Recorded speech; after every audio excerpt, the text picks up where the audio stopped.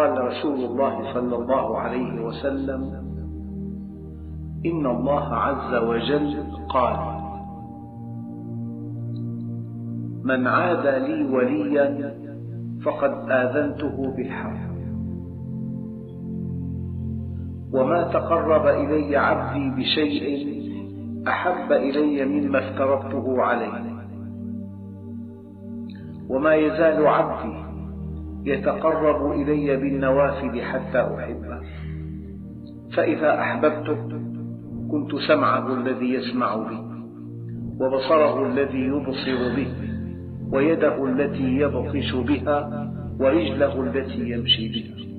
وإن سألني لأعطينه، ولئن استعاذني لأعيذنه، وما ترددت عن شيء أنا فاعله ترددي عن نفس عبدي المؤمن، يكره الموت وأنا أكره مساءته.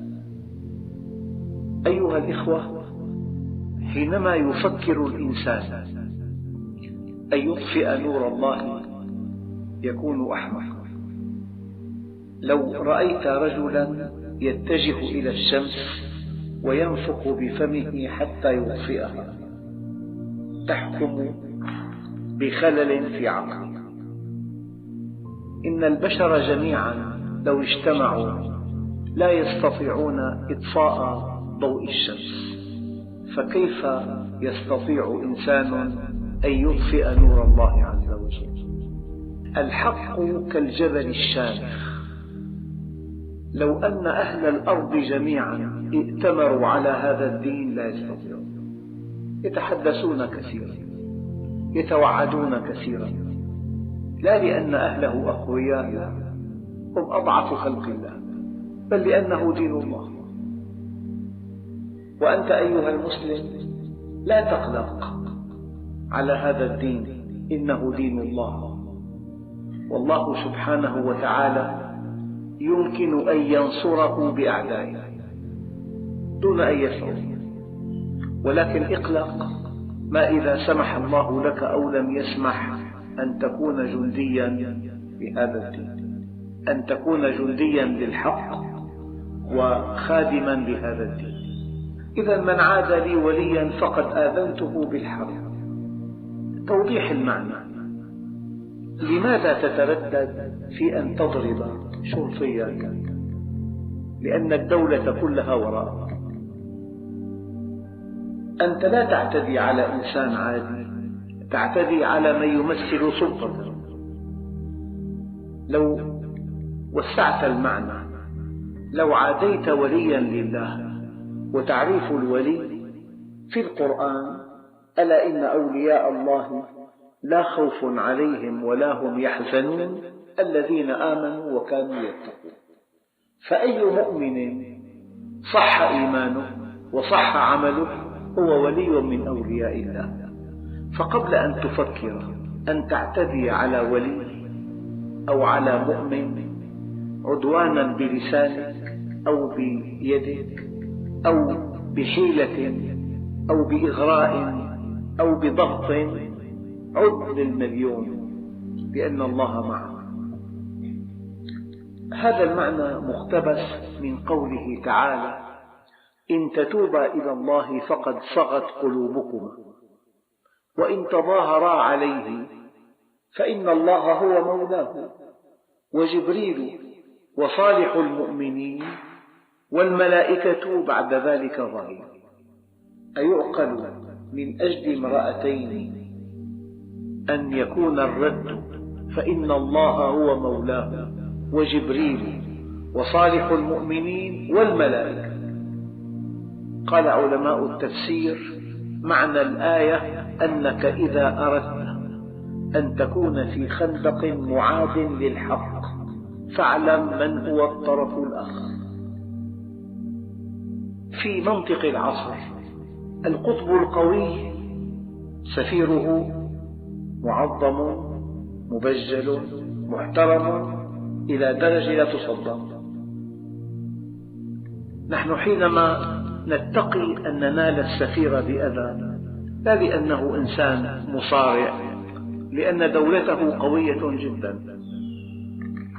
يعني للتقريب: من آذى لي وليا آذنته بالحرب، ومن حاربه الله قصمه،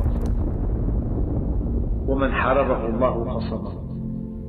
أحيانا خثرة في الدماغ تنتهي حياته، يتمنى أقرب الناس إليه أن يموت، يعني نقطة دم لا تزيد عن رأس دبوس تتجمد في أحد أوعية المخ، فيشد الإنسان ويفقد نطقه ويفقد بعض حواسه، تصبح حياته جحيما.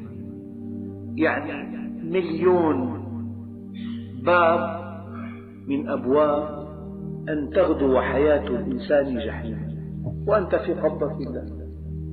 من عاد لي وليا فقد آذنته بالحرب. أنا أتصور أن أشقى إنسان على وجه الأرض هو الذي يعادي أولياء الله، لأن الله ينتقم منه أشد الانتقام. أذكر قصة وقعت. إنسان له دعوة إلى الله وأظنه صالحا ولا أزكي على الله أحدا، يركب مركبته، مس مركبة أخرى وفي أضرار طفيفة جدا، والرجل ورع فكتب ورقة وكتب هاتفه وهو متحمل إصلاح هذه المركبة، بلغت ما بلغت والخلل طفيف جدا.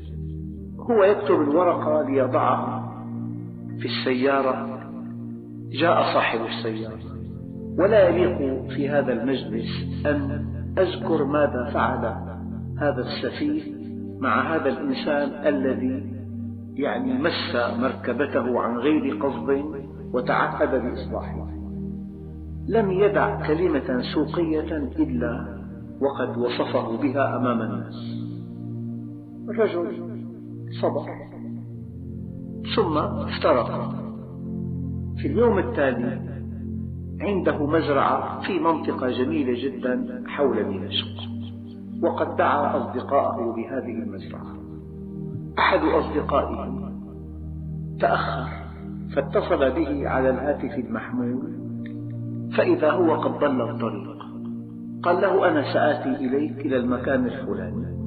في المكان الفلاني صار حادث سير، أصيب بانقطاع في عموده الفقري وشل فورا، وقد أصبح قعيد الفراش وهو في مقتبل العمر. من عاد لي وليا فقد آذنته بالحرب، ومن حاربته فقد قصمته. عد للمليار قبل أن تعتدي على مؤمن. والإنسان ما دام معافى من سفك دم المؤمن فهو بخير.